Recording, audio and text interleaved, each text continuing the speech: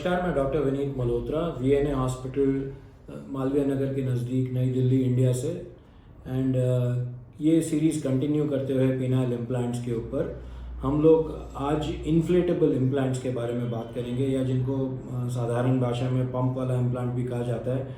अब ये थोड़े से फ़र्क हैं। जो कि सेमी रिजिड या मैलेबल इम्प्लांट्स होते हैं, वो वाले इम्प्लांट्स जो होते हैं वो बेंड किए जाते हैं, यानी कि जब हमको संबंध नहीं बनाना है तो आप उनको बेंड कर देते हैं और तब उनको छुपाया जा सकता है, और जब संबंध बनाना होता है तो उनको हाथ से ही सीधा किया जा सकता है, तब ताकि संबंध बनाया जा सके। ये उस टेक्नोलॉजी से अलग है जो कि इन्फ्लेटेबल इम्प्लांट्स की है। इन्फ्लेटेबल इम्प्लांट्स में फ्लूइड इस्तेमाल होता है, और ये फ्लूइड पंप के ज़रिए सिलेंडर के अंदर पंप होता है, और जब ये फ्लूइड पंप हो जाता है, ये जो पंप होता है इसको स्क्रोटम के अंदर टेस्टिकल्स के पीछे प्लेस किया जाता है।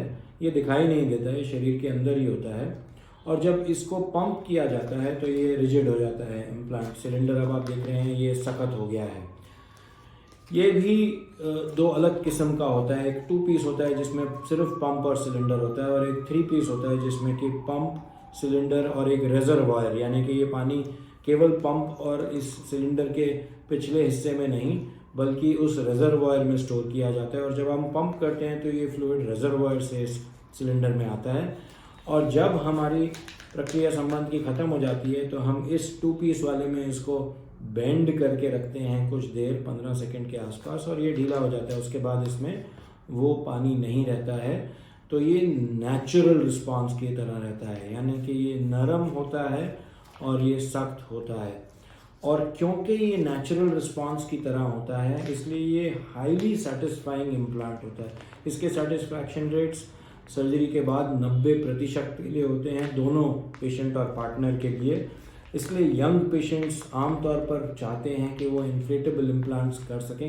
ये थोड़े महंगे इम्प्लांट्स होते हैं, इसलिए हर कोई इसको अफोर्ड नहीं करता, बट जो अफोर्ड कर सकता है वो पर्सन चाहता है कि मैं इन्फ्लेटेबल इम्प्लांट सर्जरी कराऊं।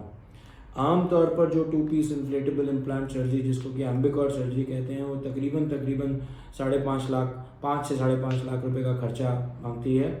और वही जो कि इन्फ्लेटेबल इम्प्लांट सर्जरी होती है उसका खर्चा तकरीबन 7.5 से 9 लाख के बीच में होता है, डिपेंडिंग आप कौन सा 3 पीस इम्प्लांट इस्तेमाल करते हैं। चाहे आप ज़ेफायर का 3 पीस इम्प्लांट, या कोलोप्लास्ट का 3 पीस इम्प्लांट, या रिजिकॉन या AMS का जो बॉस्टन साइंटिफिक वाला इम्प्लांट है वो इस्तेमाल करें। इन्फ्लेटेबल इम्प्लांट्स क्योंकि ये मैकेनिकल वाल्व मैकेनिज्म पे ऊपर काम करते हैं, तो इनकी लाइफ होती है, ये लाइफ आमतौर पर 10 से 15 साल की होती है। अगेन वारंटी जो कंपनी प्रोवाइड करती है वो डिफरेंट होती है। कुछ कंपनीज साल भर की वारंटी देते हैं, कुछ 5 साल की वारंटी देते हैं, और कुछ कंपनीज हैं जो कि लाइफ लॉन्ग वारंटी देते हैं अपने इम्प्लांट के लिए। सो वारंटी एक चीज़ हो गई, कीमत दूसरी चीज़ हो गई। थर्ड, इसकी इतना सारा खर्चा करते हैं तो इसकी सेटिस्फैक्शन एक चीज़ हो गई। ये सारी चीज़ें समझनी ज़रूरी हैं बिफोर आप ये डिसाइड करें कि आपके लिए कौन सा इम्प्लांट सूटेबल है। एक और प्रश्न ये आता है कि क्या हमारा इम्प्लांट डालने से लिंग के साइज़ में कोई अंतर आता है, क्या वो बड़ा, छोटा या कुछ चौड़ा हो जाता है? ऐसा नहीं है। आमतौर पर जो आपका मैक्सिमल साइज़ है, यानी कि जो जीवन में लिंग उत्तेजित होने पर मैक्सिमल साइज मिला है, वो साइज एक्सीड नहीं किया जाता है, बट वो मैक्सिमल साइज हर वक्त वैसे भी नहीं पाया जाता है। तो कुछ इम्प्लांट्स ऐसे हैं जो कि आपको वो मैक्सिमल साइज अचीव करने देते हैं, और ऐसे इम्प्लांट्स को हम चाहे तो लेंथ गर्थ एक्सपेंडर इम्प्लांट्स, या वो इम्प्लांट जिनसे ये लेंथ मेंटेन होती है, वो कहते हैं। आमतौर पर जितने बाकी इम्प्लांट्स हैं उससे कुछ साइज़ और गर्थ घटता है, बहुत ज़्यादा नहीं, इसका अंतर इतना नहीं महसूस होता है, बट लेंथ तकरीबन आधा सेंटीमीटर और गर्थ भी इतना थोड़ा घटा हुआ महसूस हो सकता है।